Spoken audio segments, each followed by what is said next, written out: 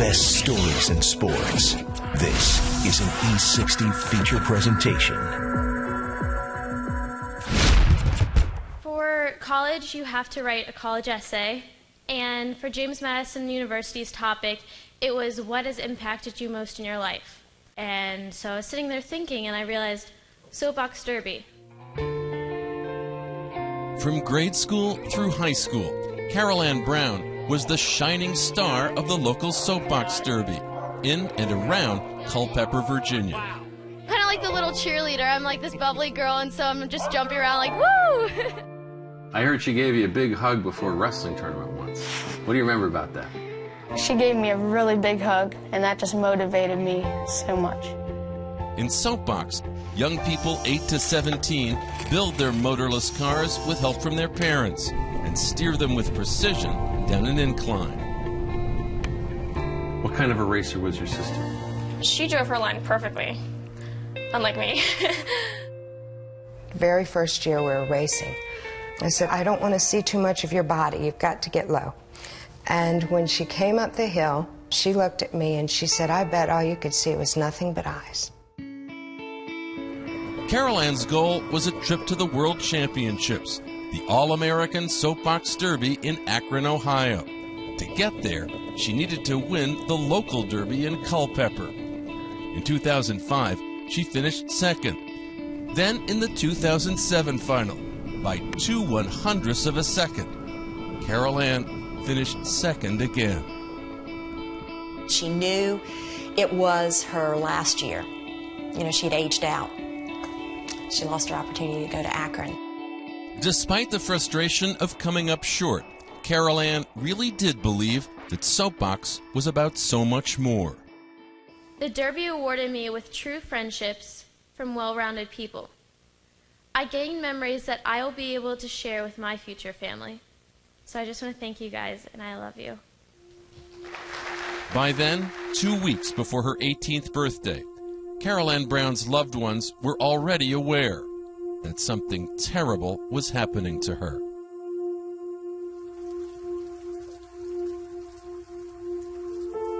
It was like she went to sleep one Carol Ann and woke up another one. And there was nothing you could do. It was back in 10th grade when the usually reliable Carol Ann began partying hard, coming back to the family home hours after curfew, or not at all. Did you ever see her put herself in a dangerous position? Oh, all the time. But when you're 16 and you've got 4 cups of vodka in you, you do some stupid things. I was the tough love dad. And I would say, Carol Ann, why did you do this? Why did you leave home and not come home? You know, we wake up and you're not at home. I don't know, Dad. It was not mere teenage rebellion. The family learned that Carol Ann was engaging in self-mutilation, cutting her arms with knives and razor blades. After a psychiatric evaluation in the spring of 2008, she was put on antidepressants. And then she took the medicine, she was just like a zombie. And then she'd just be like, I'm not myself. And I know, Carol Ann, but you have to give it time. Like, it has to work. From day to day, did you know which Carol Ann you'd see? No, I did not. She would look at me and get really angry and say, come on, Mom, you should know what I'm feeling. You should know what's going on with me. And I didn't. It was the following spring, March of 2009, when a therapist presented 18-year-old Carol Ann with a new diagnosis, bipolar disorder, in which spells of depression alternate with manic episodes. I think they were relieved to hear this is why the antidepressants haven't worked. We want Carol Ann back. I said, you know, if this is the case and she's properly medicated, you will get her back. But only a psychiatrist, an MD, could prescribe new drugs for Carol Ann, like a mood stabilizer. The psychiatrist to whom Carol Ann was referred had a waiting list and wasn't available until May. Meanwhile, her calendar for that April was filled with plans. There was a 13th birthday party for Sean. She's the first one there, giving him a hug and a kiss, and she was her happy-go-lucky self. But on April 10th, 2009, Good Friday, Carol Ann slept in, blowing off a new job downtown. I told her, I said, you need to get up so that you can at least call your work and tell them you're not coming in, do something. I was in the foyer looking up to her room, and I was angry at her, and I said, I'm going to go walk the dog, you know, since you didn't walk Max. When her mother returned from the walk, she glanced into Carol Ann's bedroom. She didn't see Carol Ann there or anywhere else in the house. And then I walk into the foyer, and all of a sudden I went, oh my God. And I ran up the stairs as fast as I could, and I ran into her room. And I was scared to open up that closet door, but I did. And that's where I found her. Inside her bedroom closet, Carol Ann Brown had hanged herself. 15 minutes of CPR by her mother helped to restore Carol Ann's pulse. Paramedics took her to the hospital. Michelle called her husband. Very calmly, she said, Todd, Carol Ann has hanged herself. And it doesn't look good. And I got to the hospital to see my daughter on life support. It was Easter Sunday when Carol Ann Brown was taken off life support. She was my best friend.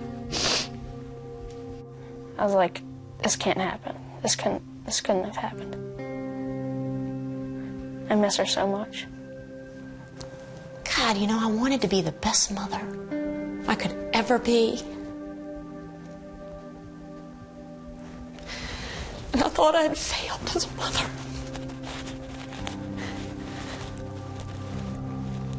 And I thought I was responsible, too. I thought I was completely responsible for her death. I'm the one that got mad at her. It's tough. It's really tough. 2 weeks after her death, the Browns found her diary and a one-page document she had written months earlier, Carol Ann's goodbye letter. It goes on to explain how she's living these two lives and that she couldn't take it anymore. And she ended the letter by saying, Carol Ann forever. What could begin to heal this heartbroken family? This car, Carol Ann's car, a car that her brother would now race in the 2010 Soapbox Derby. Carol Ann, I always said, was one of the best Soapbox Derby racers in the country. Sean was good, and as soon as she died, he became that racer. 13-year-old Sean eagerly accepted the challenge to achieve in her memory, in her car, what Carol Ann could not. My dad said, Sean, this is your car now. I said, awesome. Rebuilding the car to fit his body type, Sean taped a photo of Carol Ann inside it, and showing nothing but eyes behind the wheel, a series of regional wins qualified him to achieve Carol Ann's dream, a trip to the World Championships. 73rd running of the All-American Soapbox Derby. July 24th, 2010 in Akron, race day, featured strong winds that would test the driver's ability to hold their line down the hill. First came a series of preliminary heats. It was very nerve-wracking, just because there was 3 lanes, it was single elimination, so once you lose, you're out. Sean won all 3 of his heats. Only the final remained. Do you ever get nervous before a big race? Just, can I actually do this? And how do you answer that question? Pretty sure I can. I know I can. Yeah. They're underway. Championship heat, Rally Superstock. Lane number 3, Sean Brown. I'm just going, come on, baby, go, go, go, go, Sean. They make their way to the line, almost even Steven now. Across the line. And your champion of Rally Superstock, Sean Brown. It was unbelievable. We were hugging people and we were crying. Sean is just glowing. He said, this one's for my sister. Pretty cool. Pretty cool. For those closest to her, those who love her to this day, sad words now take on a soaring new meaning. Carol Ann forever. When you want to remember that race, what will you think of? I'll think of I won that race for Carol Ann.